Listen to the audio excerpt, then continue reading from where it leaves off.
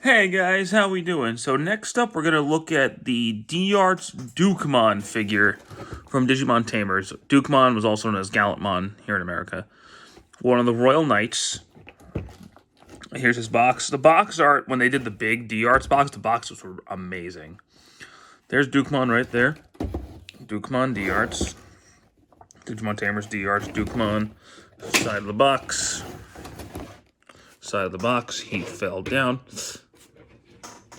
Oh boy. We're starting this so good so far. Dukemon. Stay. Fuck it, I'll fix you later. Bottom of the box.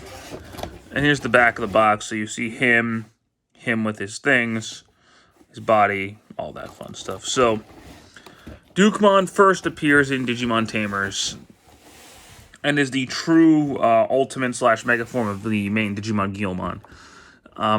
It's a bit of a departure from his previous forms, since, he goes from a dinosaur to a knight. But, it is what it is. He is the first of the Biomerge Digimon, or the Matrix evolutions, where the partner merged Digimon to become their mega form. There's the only series to do that, so, take it or leave it. And he defeats Beelzemon. Doesn't kill him, even though he's about to kill him, he doesn't. Because Jerry convinces him not to, even though Gallantmon was trying to get revenge for her partner, Digimon Leomon, but whatever. He later appears to fight the Sovereign Zuchalmon, and then makes varying appearances throughout the series to battle the final villain, the D-Reaper, culminating at the end of the series where he gets a steed called Grani, which merges with him to form his Crimson mode, which is really badass. And he defeats the most powerful agent of the D-Reaper, but doesn't defeat the D-Reaper himself, because Mega Gargomon actually does. It's weird. But that's neither here nor there. He then appears in the movie Runaway Locomon, destroys the first Parasimon, then turns into Dukemon Crimson mode at the end to destroy the rest of the Parasimon. So he appears throughout the series. He's the main Digimon's Mega, so of course he does.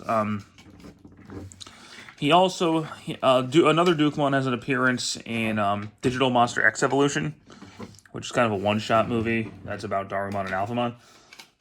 But he's one of the Royal Knights in there. Is the one that's most wary of Yggdrasil's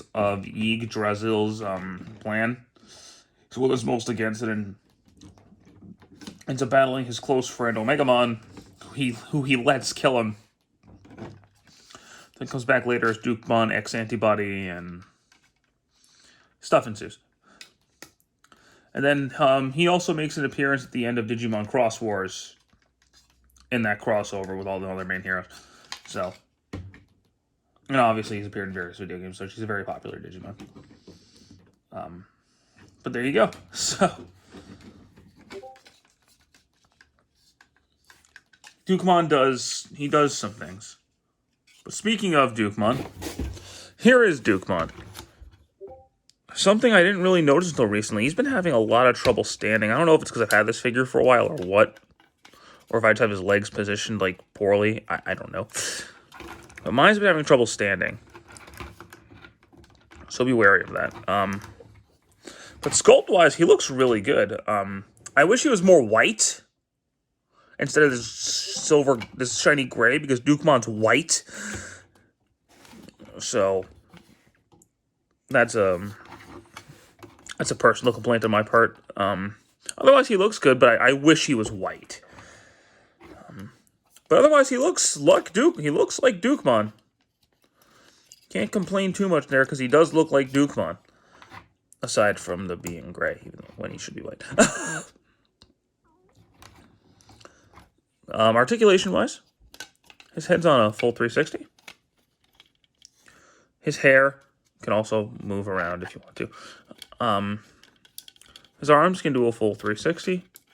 Can go out. He's got it's supposed to be a double elbow joint, but it doesn't go very far. Wrist articulation. He's got a crazy amount of ab crunch. It's nuts. His head also can look up and down. Legs can do a forward. He can go back very far because of the way the cape moves, and he has a knee joint. I think it's a single. No, he's got a double. He's got a double knee joint. Legs can turn. They can't really go in and out, but he's got some ankle pivots and he got a toe. He's got a very, very good amount of articulation. And he looks really good. Dukemon's always been,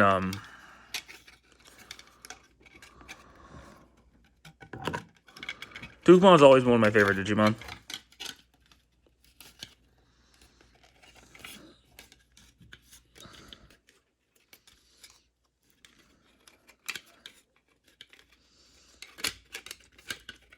So having him in this line is pretty cool.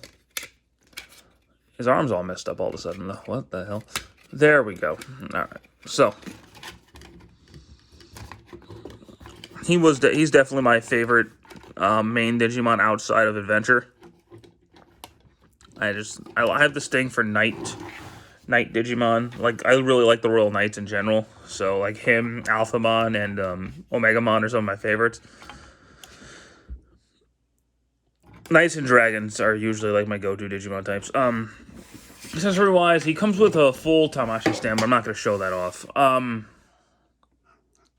Otherwise, it doesn't come with much. He has some open hands, which I'll go ahead and show you. He's got an open hand. He comes with another arm with a peg on it. Comes with his lance. He comes with his shield. So to put the lance on, you just take off his hand and plug it in. Nothing to it. The shield's a little more complicated, so you have to unplug the whole damn arm. Plug in this arm.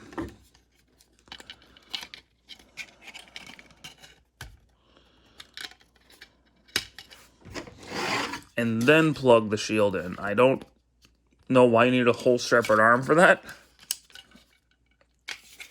And you could have just as easily had the peg on the shield and just took the hand out. But I'm not a toy designer. What do I know? But he really feels complete with the lance and the shield. Like, that really completes the look for me. Because he doesn't look like Dukemon without them. Like, his weapons make Dukemon. And he looks so good with them. Now, they did announce recently that there is a premium color edition coming out for Dukemon. But they said it's also going to be a new mold. It's not just this one repainted. It's going to be a new mold. So I'm very excited to see what they do with that. I will be reviewing it, of course, when it comes out. But I'm curious how much different it's going to be than this one. Because, like, Omegamon was just a straight repaint with a new cape. Alphamon had some new pieces and a new cape. They're doing... Imperial Dramon's literally the same thing with a different paint job. So, from what the pictures I've seen, Imperial Dramon's not out yet. I don't have Alphamon yet either. But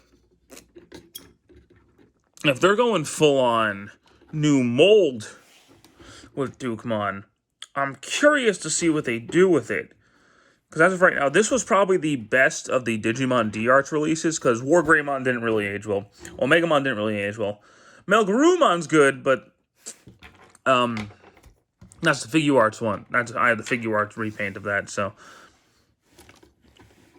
And then Dukemon is also really, really good, aside from the color scheme. Which is not bad, but I wish he was white. I really wish he was white. But overall, he's a good figure, guys. I don't know how much he goes for nowadays, and you're probably better off just waiting for the premium release. But if you're fixing for a Dukemon now, this is definitely the one to get. So, thanks so much for watching, guys. I hope you enjoyed this video. Hope you stick around for more. Take care.